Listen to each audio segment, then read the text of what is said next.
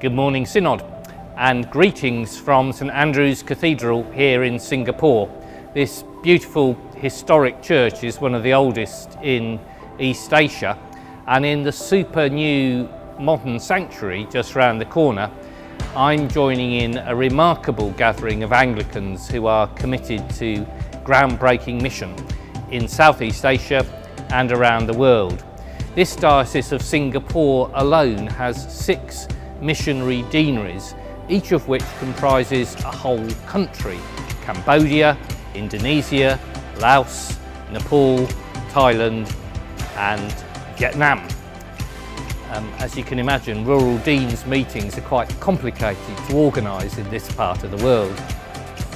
And in the coming days, accompanied by other travellers from Lichfield, I'll be visiting our other 3 linked dioceses here: West Malaysia, Kuching and Sabah, and also be calling by at Auckland, New Zealand, where they're consecrating their new cathedral. New Zealand's first bishop, George Augustus Selwyn, reluctantly became our 91st bishop and is buried in our cathedral. Being here brings home to me powerfully the sense that we belong to one worldwide family of Christians, called together into one fellowship, sharing a common mission. And this isn't just an abstract theory. Because of the vitality of our diocesan links, I keep on meeting people here who've visited Lichfield on pilgrimage, or who've been blessed by lay or ordained missionaries from our diocese, or who have among their relatives and friends St Chad's volunteers who live and work in our diocese. So there's a real sense that we belong to one another, however different the places we live and work, and we can learn from one another, and we can pray for one another. So I'm really glad that today's Diocesan Synod meeting is beginning with a recognition of the importance of our involvement in world mission. Next summer, we're looking forward to welcoming a visit to Lichfield by a group from our linked diocese in Southeast Asia, led by their Archbishop and their bishops. And that visit will subscribe a new covenant of partnership for a further 5 years of our links. Central to that covenant, I hope, will be commitment to supporting one another in our 3 great priorities of renewing discipleship, multiplying vocations, and strengthening evangelism. Discipleship, vocation, and evangelism. These are really important words, but sometimes they can seem difficult to understand, daunting to attempt. But I believe that from the experience of our Anglican brothers and sisters in their very different settings, that can be a real help to us in working out what following Christ means in our own place. And in Lichfield, of course, that means for us following Christ in the footsteps of St Chad.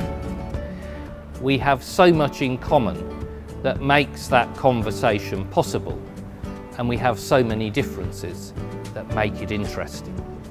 Then later in your agenda, you'll be taking a first look at the General Synod paper, Setting God's People Free, which is not so much a carefully worded piece of theology as a passionate plea for the recognition and realisation of the centrality to the Church of the laity.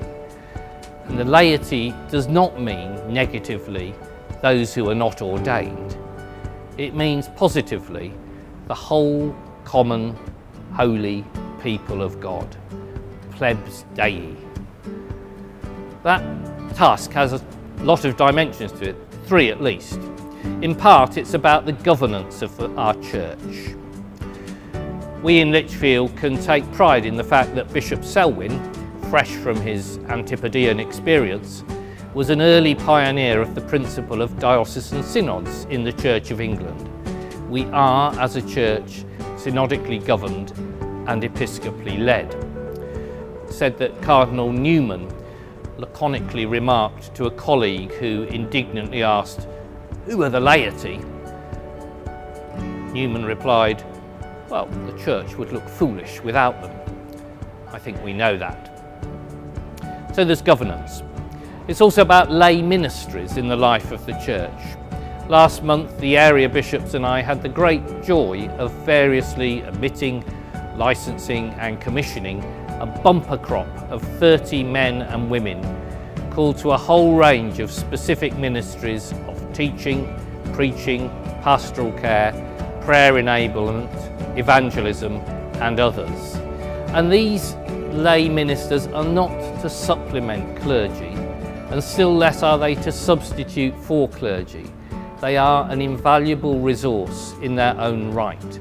Lay ministers who have a parity of esteem with those who are ordained.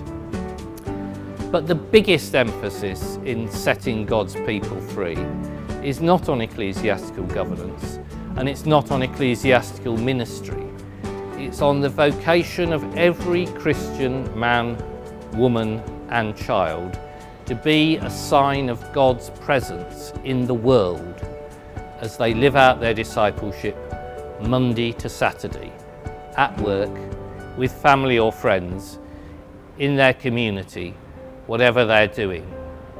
There's always the danger that we become so absorbed in the life and the busyness of the church that we forget this first, most urgent of callings, to live out and share the good news in our everyday lives, to be what Martin Luther called the masks of God in the world, masks that both conceal and yet convey His gracious purposes in our everyday lives. And my hope and prayer is that in your discussion this afternoon, you will hold before yourselves that high calling and not become too distracted by internal church matters, because it's an outward-facing, well-equipped, confident people of God that our world needs now more than ever, whether that's in Southeast Asia or in the Northwest Midlands. I leave you with the challenging words of Archbishop Moon Hing. Speaking to our conference here yesterday, he said, "The best way to plant churches and grow a diocese is to make disciples. The best way to counter extremists and terrorism is to make disciples. The best way to stay above water in an atmosphere of secularism, atheism and capitalism is to make disciples." And I would add to the Archbishop's words, the only way to make disciples is to be disciples ourselves. May God bless your meeting today, and please keep me in your prayers as I pray for all of you.